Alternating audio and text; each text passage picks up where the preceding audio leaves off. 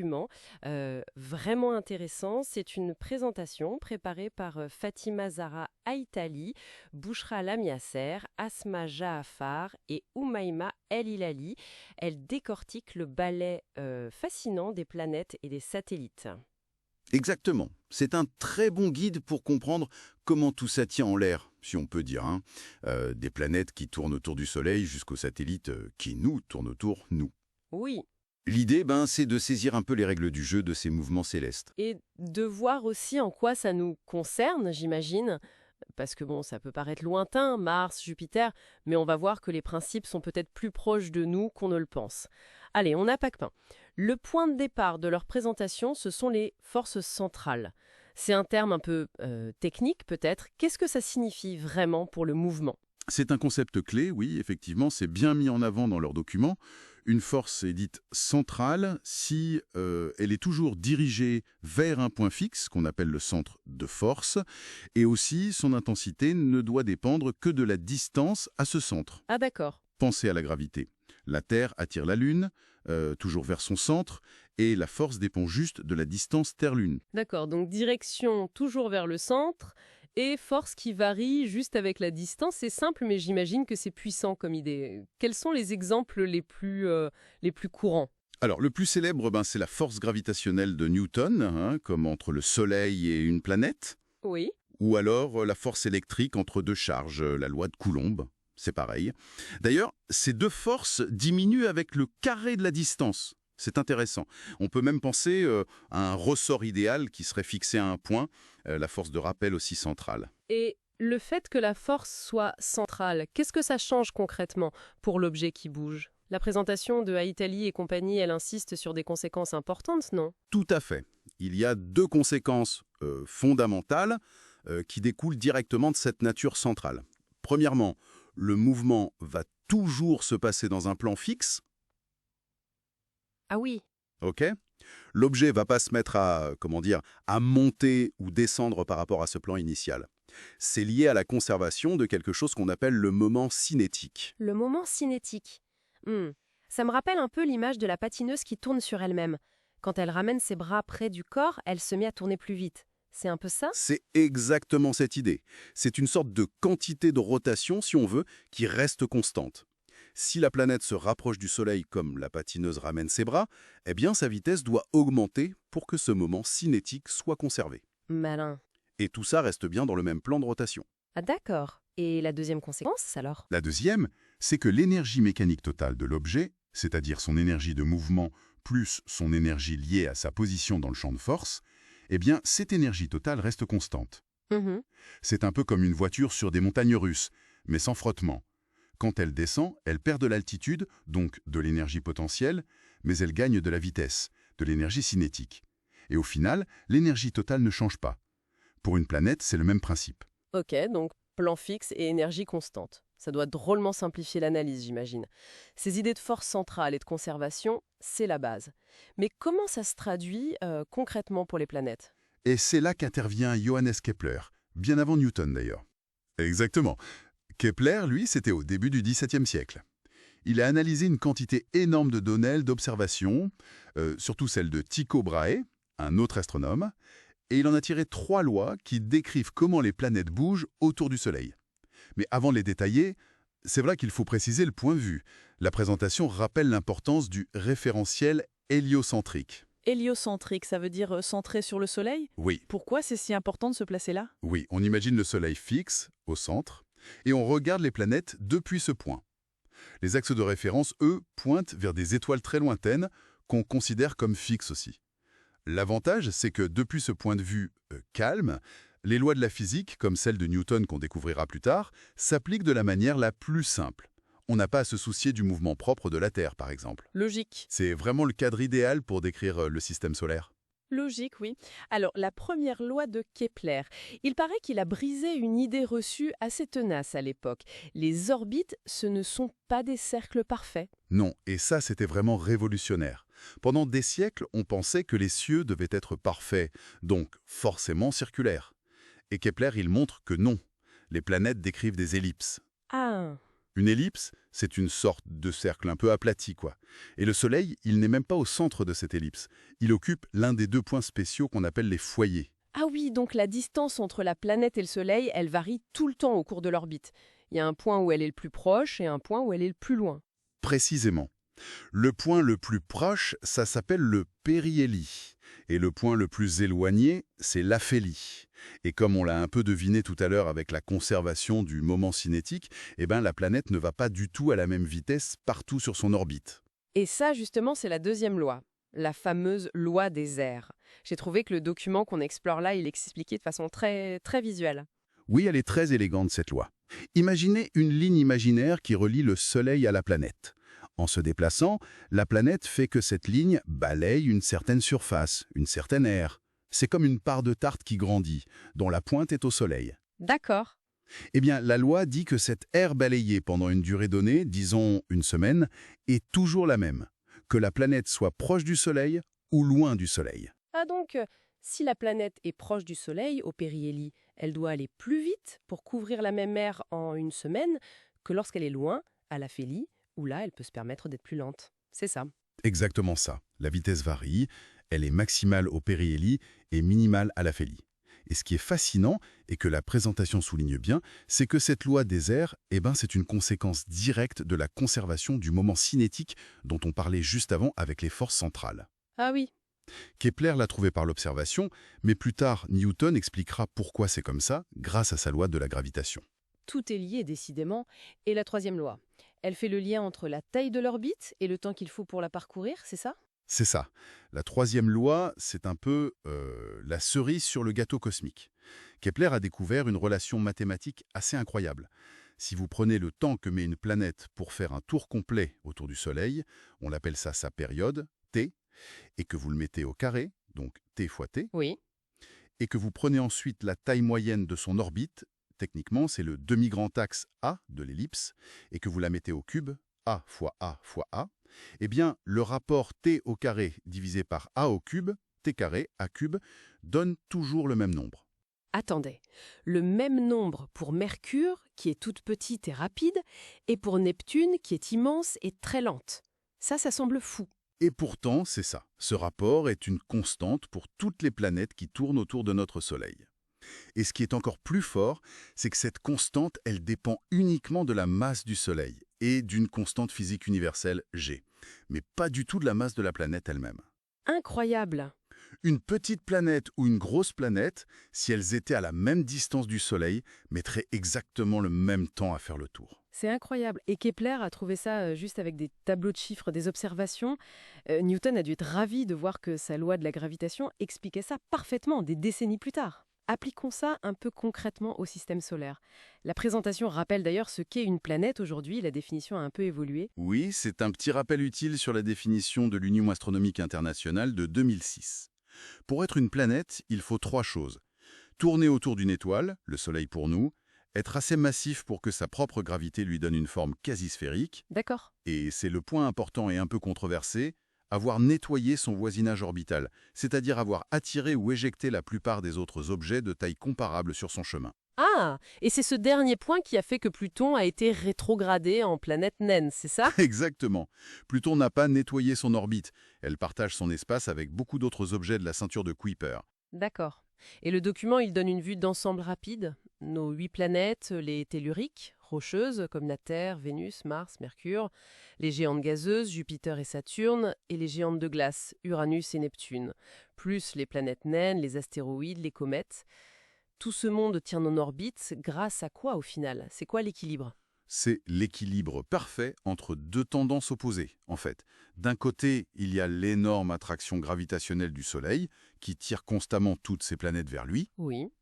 Et de l'autre côté, il y a la vitesse latérale de chaque planète, une sorte d'élan hérité de leur formation, qui les pousse à vouloir continuer tout droit, à s'échapper. La combinaison de cette traction vers le centre et de cette vitesse tangentielle, ça donne ces trajectoires elliptiques stables qu'on observe. Et c'est la loi universelle de la gravitation de Newton qui décrit cette force d'attraction. Et comment Newton arrive à expliquer les lois de Kepler avec sa formule F égale G m sur R²? Sans refaire tous les calculs, c'est quoi l'idée générale? L'idée fondamentale, c'est qu'en appliquant la loi la plus basique du mouvement de Newton, la somme des forces est égale à la masse fois l'accélération, F égale ma, à une planète qui n'est soumise qu'à la force de gravité du Soleil, Mhm. on peut, par les mathématiques, déduire exactement les trois lois de Kepler. On démontre que la trajectoire doit être une conique, une ellipse, un cercle, ou même une parabole ou une hyperbole si l'énergie est suffisante. On montre que la loi des airs est une conséquence directe du fait que la gravité est une force centrale, ce qui conserve le moment cinétique. Et on retrouve la troisième loi, t carré sur a cube égale une constante, où la constante dépend bien de la masse du Soleil. C'est quand même un triomphe intellectuel incroyable. Ah oui, c'est un des plus grands succès de l'histoire de la physique. De voir comment une seule loi, celle de la gravitation, explique toute cette mécanique céleste. Et cette même physique qui gouverne les planètes géantes à des millions de kilomètres, elle s'applique aussi à des objets bien plus proches de nous, nos satellites artificiels. Tout à fait. Les principes sont exactement les mêmes, c'est juste l'échelle qui change. Pour un satellite qui tourne autour de la Terre, l'astre attracteur central, c'est la Terre, avec sa masse m-Terre et son rayon r-Terre. D'accord. Et on utilise cette fois un référentiel géocentrique, c'est-à-dire centré sur la Terre, avec des axes pointant vers les étoiles lointaines. La force de gravité sur le satellite de masse m à une altitude h, c'est F égale G, m-Terre m, r-Terre plus h au carré. C'est la même forme de loi. Et j'imagine que, comme pour les planètes, on peut avoir des orbites circulaires ou elliptiques pour les satellites. Oui, exactement. Et pour une orbite circulaire à une altitude h au-dessus de la surface, donc à une distance r égale r-Terre plus h, du centre de la Terre, on peut calculer la vitesse précise qu'il faut avoir pour rester sur cette orbite. C'est v égale racine carrée de g fois m-Terre divisé par r. Ok. Et le temps pour faire un tour complet, la période t, elle dépend aussi uniquement de cette distance r. Et un point important que la présentation souligne aussi, ni la vitesse ni la période ne dépendent de la masse du satellite lui-même. Ah oui, ça paraît toujours un peu contre-intuitif, mais c'est la loi.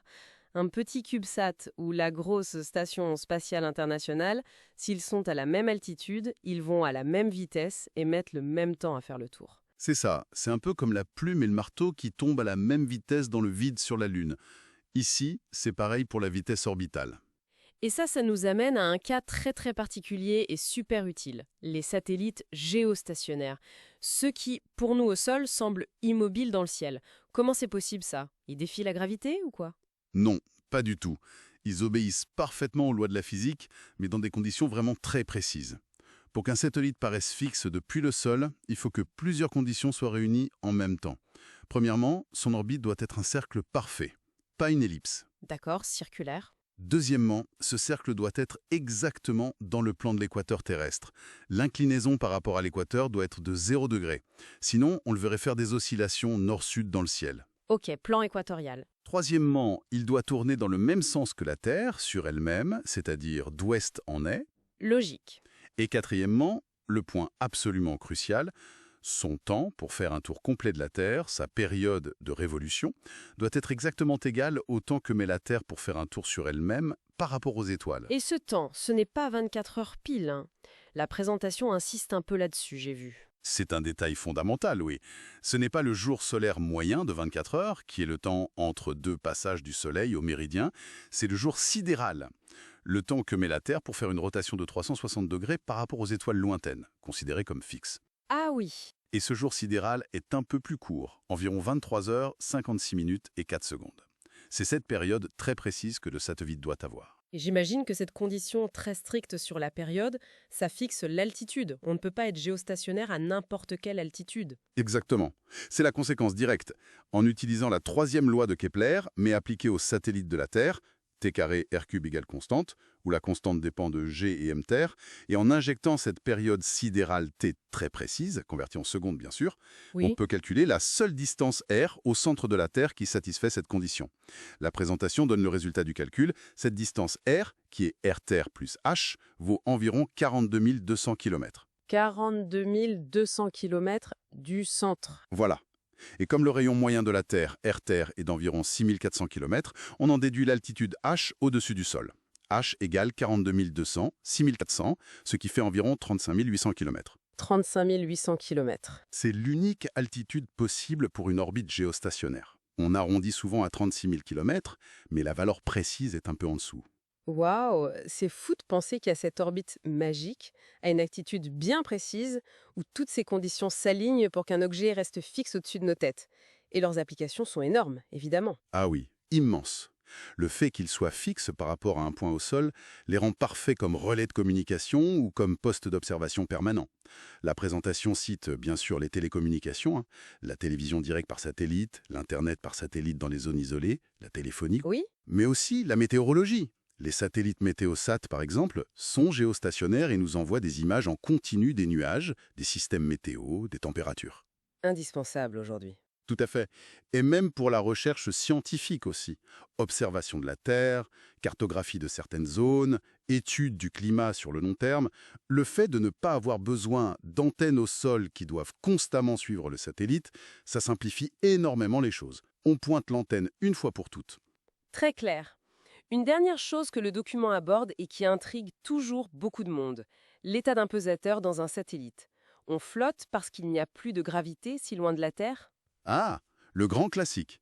Et la réponse est non, pas du tout. La gravité est toujours bien présente. Même à 36 000 km d'altitude, elle est plus faible qu'au sol, certes, mais elle est loin d'être nulle. Elle vaut encore environ 0,2 ms², soit à peu près 2% de la gravité à la surface. Et pour la Station spatiale internationale, qui est beaucoup plus basse, environ 400 km, la gravité vaut encore près de 90% de ce qu'elle est ici. Alors pourquoi ça flotte? C'est ça la vraie question. L'explication, qui est bien détaillée dans les notes qu'on a consultées, c'est que le satellite, l'astronaute qui est à l'intérieur, et mettons le crayon qu'il tient dans la main, sont tous en état de chute libre permanente autour de la Terre. Chute libre. Oui, ils tombent tous ensemble, soumis uniquement à la force de gravité de la Terre. Ils subissent donc tous exactement la même accélération vers le centre de la Terre. Mais comme ils ont aussi une très grande vitesse horizontale, tangentielle à l'orbite, cette chute constante les fait en quelque sorte rater la Terre en permanence. Ils suivent une trajectoire courbe, l'orbite. Ah, d'accord. Du coup, puisque tout le monde tombe à la même vitesse, le vaisseau, l'astronaute, le crayon, si l'astronaute lâche le crayon, celui-ci ne va pas tomber par rapport à lui ou par rapport au vaisseau. Il va simplement continuer à tomber à côté d'eux, à la même vitesse. Il semble donc flotter. Je vois. C'est cette chute libre perpétuelle et collective qui donne cette sensation d'absence de poids, d'impesanteur. En réalité, tout le monde est constamment attiré par la Terre et tombe vers elle. D'accord, donc on ne flotte pas vraiment, on tombe, mais on tombe tous ensemble et sans jamais s'écraser. C'est une belle image pour conclure. Quel voyage quand même on a fait là, hein. On est parti des forces centrales, un concept un peu abstrait. On a vu comment Kepler, avec ses observations, a décrit la danse magnifique des planètes, avec ses 3 lois très élégantes. Puis comment Newton est arrivé et a tout expliqué avec une seule loi, celle de la gravitation universelle. Et on termine avec ces satellites géostationnaires ultra précis qui sont devenus absolument essentiels à notre vie moderne. Ce qui est vraiment remarquable, et c'est un point fort qui ressort bien de la présentation qu'on a étudiée, c'est l'universalité de ces lois physiques. Les mêmes principes fondamentaux, découverts il y a des siècles en observant les planètes, régissent le mouvement de Jupiter à des centaines de millions de kilomètres de nous, mais expliquent aussi pourquoi notre GPS fonctionne au quotidien ou pourquoi on peut regarder la météo en direct à la télévision. C'est vrai. La physique nous offre vraiment une grille de lecture, un cadre incroyablement puissant pour comprendre, prédire et même utiliser ces mécanismes célestes à toutes les échelles. Et pour laisser peut-être une petite matière à réflexion après notre discussion, voici une idée qui m'est venue en relisant cette définition de planète dans le document UAJeune, cette condition d'avoir nettoyé le voisinage de son orbite. On sait qu'il existe d'immenses réservoirs d'objets plus petits, comme la ceinture de Kuiper au-delà de Neptune ou le lointain nuage de Oort, qui sont aussi soumis aux lois de la gravitation et interagissent, même faiblement, avec les planètes. Alors, ce processus de nettoyage, est-ce qu'il est vraiment terminé dans notre système solaire, ou est-ce que c'est quelque chose qui continue sur des échelles de temps astronomiques sur des milliards d'années? C'est une excellente question. Et est-ce que ça pourrait nous amener un jour, avec de meilleures observations ou une meilleure compréhension de la dynamique à très long terme, à revoir la classification de certains objets, voire à découvrir de nouvelles planètes cachées dans ces zones lointaines, ou peut-être à réclasser certaines qu'on connaît déjà? Voilà, de quoi méditer un peu sur l'histoire passée, mais aussi sur l'avenir dynamique de notre propre coin d'univers.